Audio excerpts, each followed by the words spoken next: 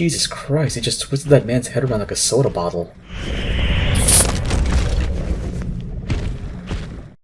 When I made the thinking bet on Rise Son of Rome and The Order 1886, I wanted to capture some Gears of War footage to compare with The Order's gameplay. Unfortunately, I couldn't just install the original PC version as it was infested with games for Windows Live, and I couldn't get that to work on Windows 10 anymore. So I bit the bullet and bought Gears of War Ultimate Edition on the Windows Store. Boy, was that an ordeal. Welcome back to the army, soldier. Shit. Had to reboot my PC twice to get the Windows Store to display my downloaded software and properly install GUI. This platform sucks. There isn't even a way to uninstall the game on the client itself. I have to look at the programs list in settings to uninstall the game, and even then, I won't be fully sure if everything is gone because I can't access the installation path, despite having admin status on my computer. This is probably the last time I buy anything off the Windows Store. Terrible installation and file management aside, I was looking forward to getting back into Gears of War. The story and characters never really stuck with me like other games, but seeing Marcus, Dom, Cole, and even Baird again was like meeting up with old friends from high school, in a way. I'm not going to go in-depth about Gears plot or mechanics in this video, because I already described Gears-style cover shooting in my first ever passing thoughts. And if you somehow don't know Gears of War's premise, it's basically Starship Troopers if the bugs could shoot back and took itself way too seriously. We lost contact with Alpha Squad. Last transmission was from every square. I want you to get in there, find those men, and deploy that resonator. Will we have air support? What? Are you kidding? You are the support, son! This video is going to be about the things I like about the first Gears game, the things that frustrated me, and what other games did to avoid those pitfalls. For a 2006 title, the game still holds up. I know it's easy to clown on Cliffy B, but he really was responsible for one of the most influential action games for 2 full console generations, for better and worse. Sure, it borrowed Resident Evil 4's camera and aiming system, and its minecart set piece, but Gears took those systems from what was primarily a horror series and repurposed them into a pure action game. And Gears of War wasn't just influential because of its combat design, but because of its set pieces as well. I don't want to say that Gears was directly responsible for every 7th and 8th gen game that featured a fountain asset as a focal point in a combat arena and a scrolling train level, but I'm pretty sure there was a huge spike in the inclusion of those 2 set pieces following the release of Gears of War. Even the iconography of the game's UI was used by later titles because it made it easy to interpret what pressing the action button would do at any given time, as opposed to requiring the player to stop to read every single action. It probably also saved the localization teams from having to translate every single action on screen. If I had to describe its pacing, Gears of War starts off strong, sags in the middle, rallies a bit at the end, but is held back throughout the campaign by gimmicky boss fights that have signposting issues. I think Gears of War has a really strong first act. As soon as Dom busts Marcus out of jail, the game begins. Something I've always liked about the series is that they offer the player the choice to do the tutorial or jump directly into the game, but they do so diegetically.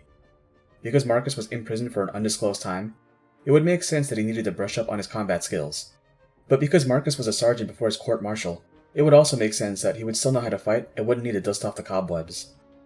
Once Marcus and Dom are out in the prison courtyard, they reach the Raven and extract with Delta Squad.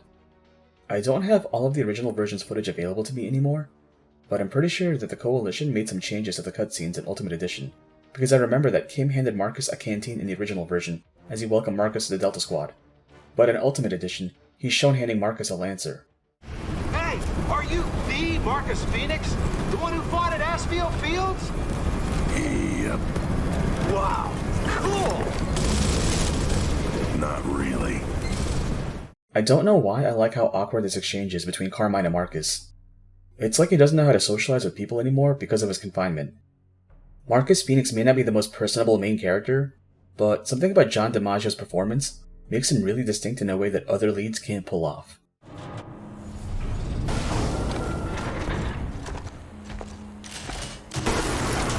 Ceasefire! Dipshit. Finally, the rescue team. What are you doing in here? Waiting for you? I'm ready to go. We're looking for the cart control room. Where is it?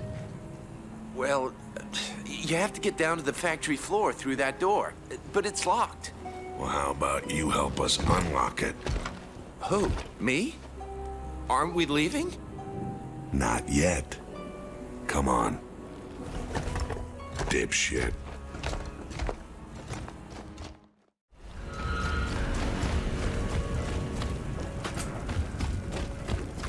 Did you see that? Yeah, I did. Kinda wish I hadn't. God damn, is this ever gonna end? Control, this is Delta. Go ahead. I'm detecting seismic activity inside the house. There might be locust tunnels inside. Copy that, Anya. We are aware. He's a gruff military man, but he can also be a little sassy. I like all of Delta Squad, actually.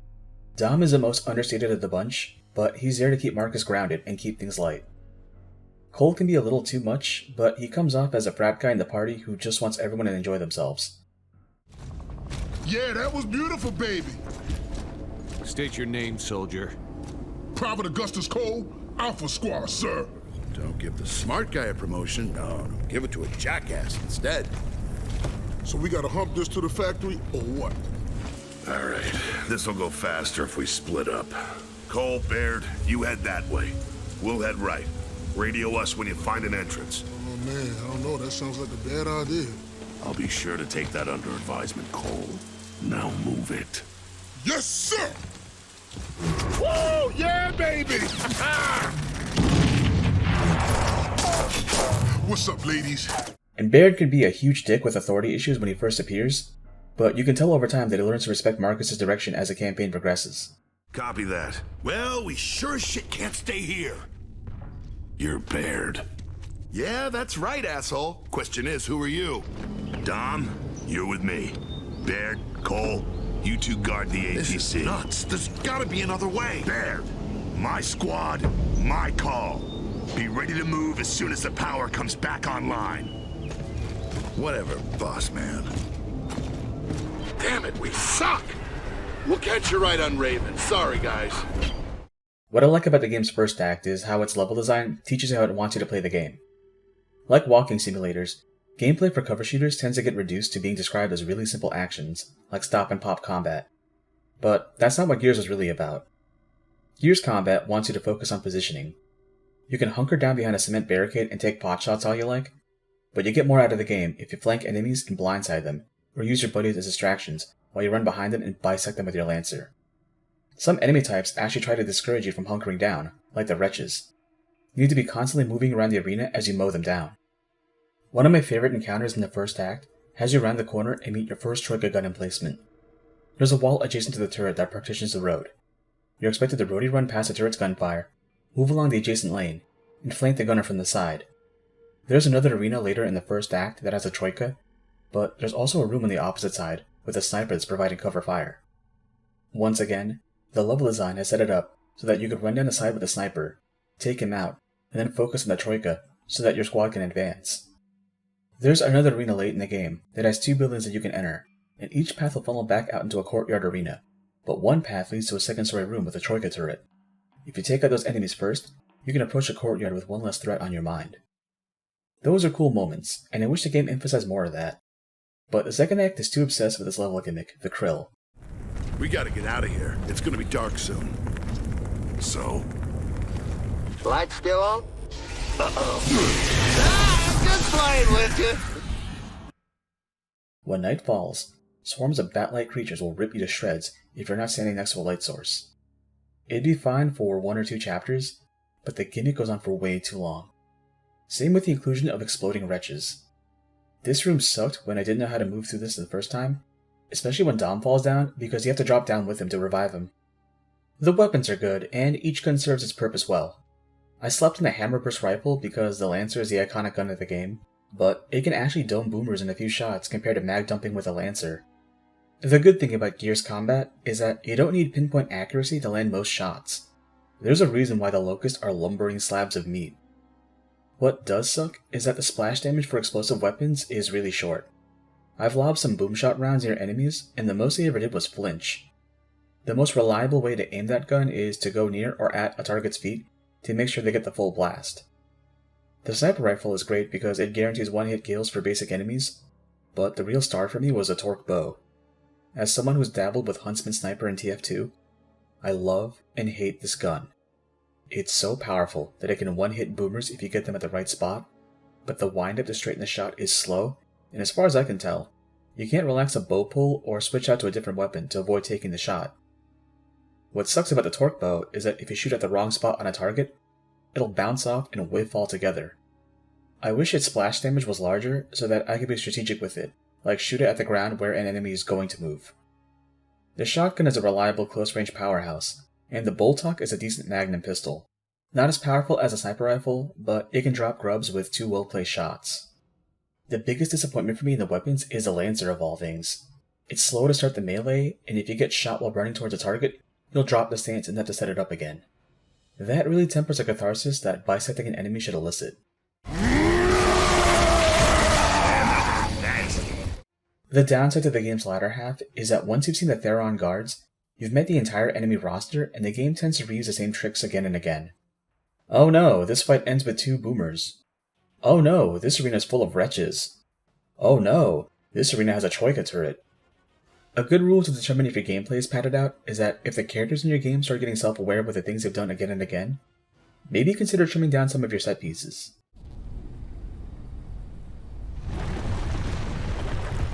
You know what that means?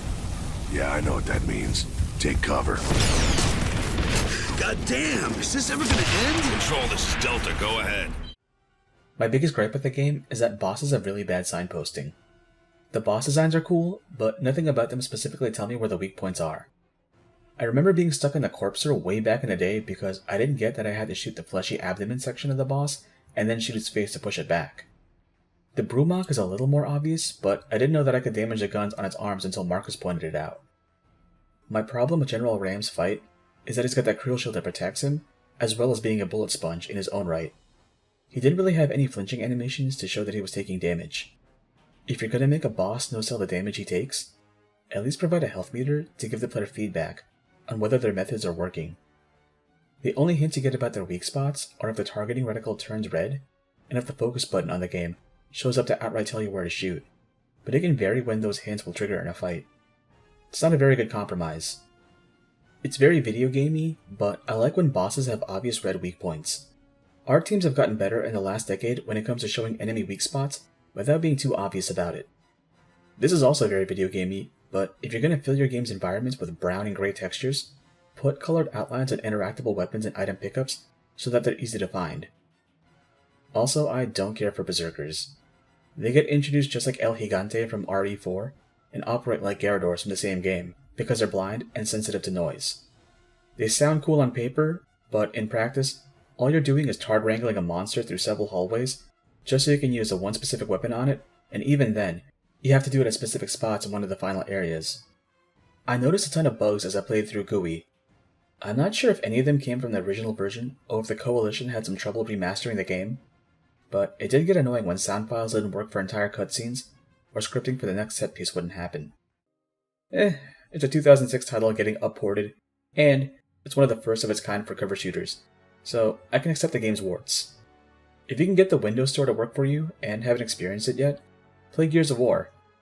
Even if you're not big into shooters, it's a cultural touchstone in game design, and knowing about its bits and bobs will explain a lot about 7th and 8th gen action games.